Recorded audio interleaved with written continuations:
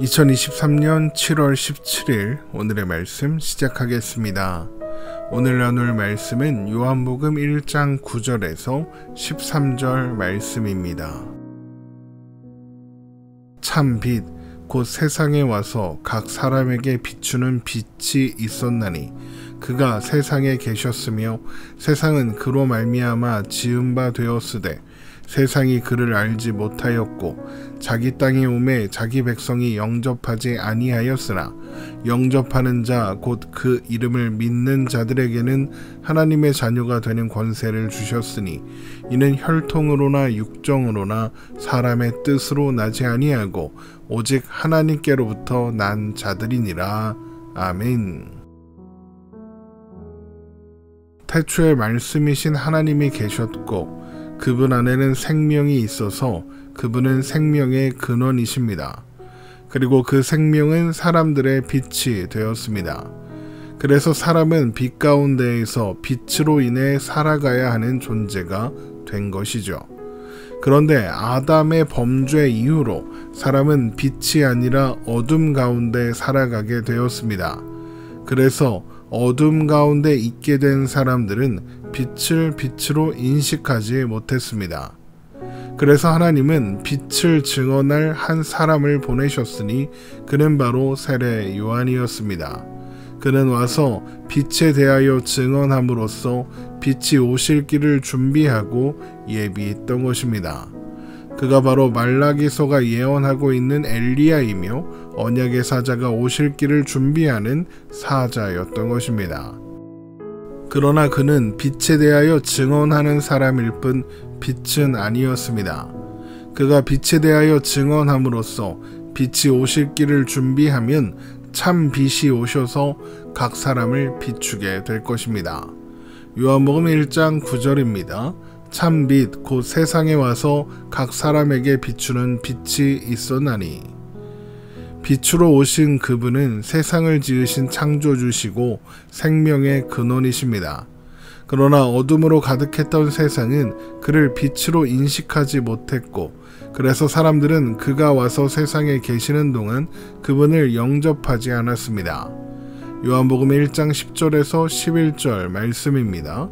그가 세상에 계셨으며 세상은 그로 말미암아 지은 바 되었으되 세상이 그를 알지 못하였고 자기 땅에 오매 자기 백성이 영접하지 아니하였으나 온 세상의 주인이신 분이 오셨는데 그분을 주인으로 영접해야 할 사람들이 그가 주인인지도 알아보지 못했고 그래서 영접조차 하지 않았던 것입니다. 빛이 어둠의 빛이었으나 어둠이 깨닫지 못한 겁니다. 어둠이 익숙하고 어둠에 사는 것이 좋다고 생각하며 빛을 거부하고 외면하고 있는 것이죠. 그러나 모두가 빛을 거부하고 영접하지 않는 것은 아니었습니다. 그 중에서도 빛을 영접하고 그 이름을 믿는 자들이 있었고 빛은 그들에게 하나님의 자녀가 되는 권세를 주셨습니다. 요한복음 1장 12절입니다.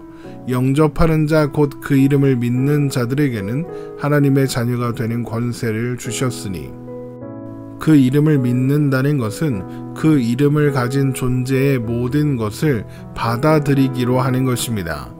그 이름을 가진 존재를 영접하는 거죠.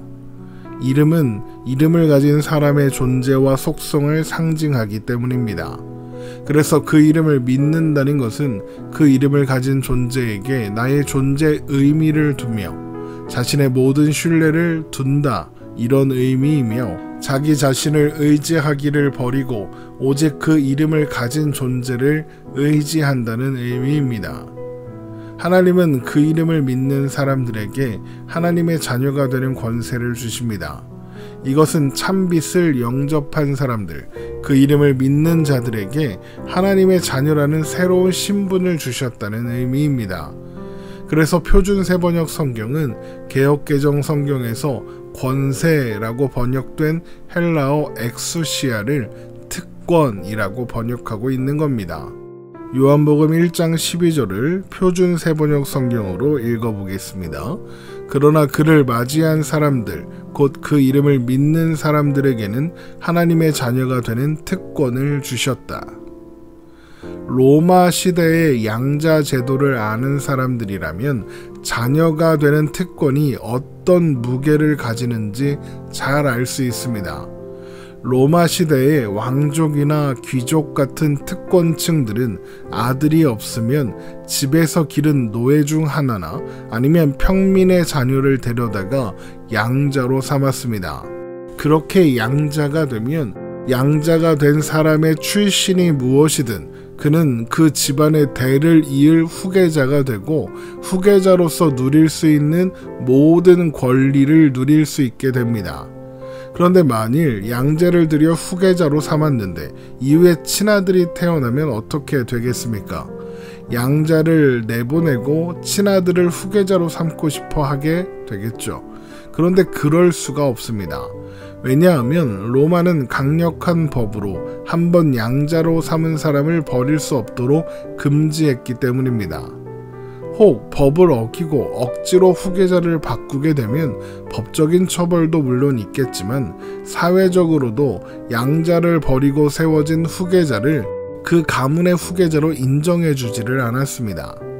그래서 자녀가 되는 권세를 받았다. 이것은 그 가문의 유업을 잇는 존재가 되었으며 그 위치와 신분은 아무도 취소하거나 빼앗을 수 없다는 의미가 됩니다.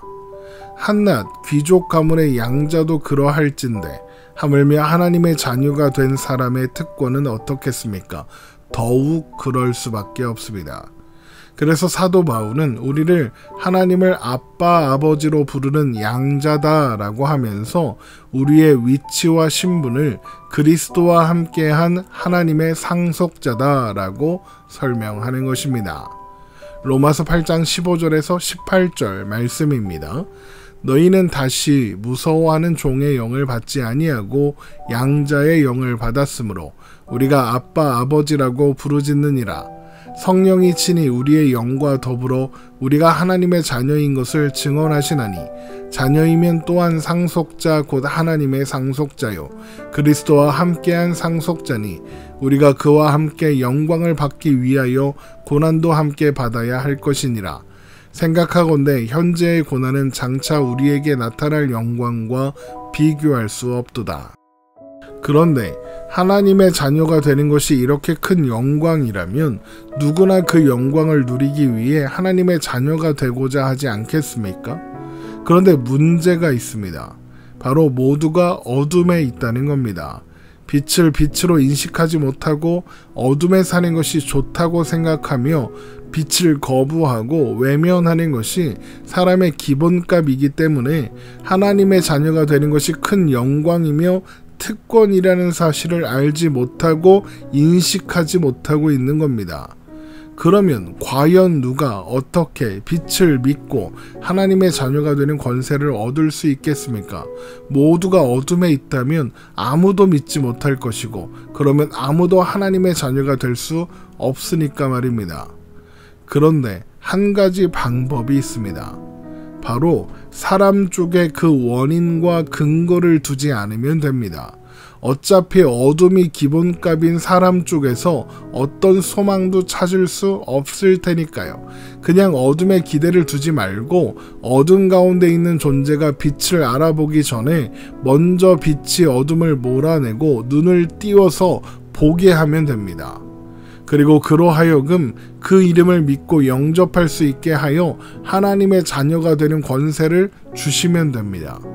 그래서 요한복음은 그 이름을 믿고 그 이름을 영접함으로 하나님의 자녀가 되는 권세를 얻은 자들에 대하여 이렇게 설명하는 겁니다. 요한복음 1장 13절입니다.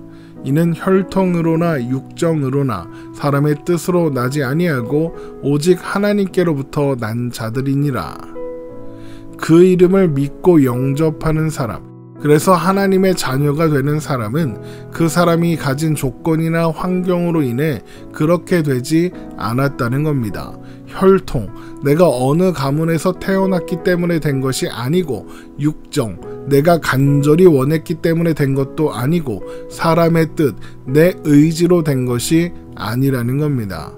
그 이름을 믿고 영접함으로써 하나님의 자녀가 되는 일에 사람 쪽의 어떤 조건이나 상황, 환경, 의지, 간절함, 행동 같은 모든 것, 그 어느 것 하나도 고려되지 않는다는 겁니다. 오직 하나님께로부터 납니다. 그 이름을 믿고 영접함으로써 하나님의 자녀가 되는 모든 사람들은 하나님의 뜻과 계획을 따라 생겨난다는 겁니다. 유명한 신학자인 칼바르트는 이것에 대하여 다른 모든 토대를 우리 발밑에서 쓸어버리시고 우리를 이 토대 위에만 있게 하신다라고 설명합니다. 우리가 서 있는 곳, 우리가 발딛고 있는 것, 그것이 무엇이든 하나님의 자녀가 되는 권세를 얻는 토대가 될 수 없다는 겁니다. 오직 하나님의 뜻 위에서만 설 수 있게 되는 것이죠. 우리가 하나님을 선택한 것이 아니라 하나님께서 우리를 선택하신 겁니다. 우리가 빛을 믿고 영접하기로 한 것이 아니라 하나님께서 우리로 하여금 빛을 믿고 영접하도록 하신 겁니다. 하나님의 열심으로 우리를 설득하시고 인도하셔서 그렇게 하셨습니다. 그렇게 된 일입니다. 그래서 우리는 이것을 은혜라고 부르는 겁니다. 나에게 원인을 찾을 수 없는 결과를 얻게 되었으니까요. 우리는 하나님의 자녀이며 하나님의 상속자가 되었습니다. 우리가 노력한 것 아니고 우리가 어떤 민족, 어떤 가문에서 태어났기 때문도 아니며 오직 하나님의 주권적인 은혜로 그렇게 되었습니다. 이것이 우리 존재의 토대이며 근거입니다. 하나님의 자녀된 우리의 존재와 위치를 기억하고 생각하며 그 모든 일의 근거가 되신 하나님을 바라보고 의지하며 오늘을 살아가는 우리가 되기를 바랍니다. 오늘 말씀 이렇게 마치겠습니다. 오늘도 복된 하루 되시기를 주님의 이름으로 축원합니다.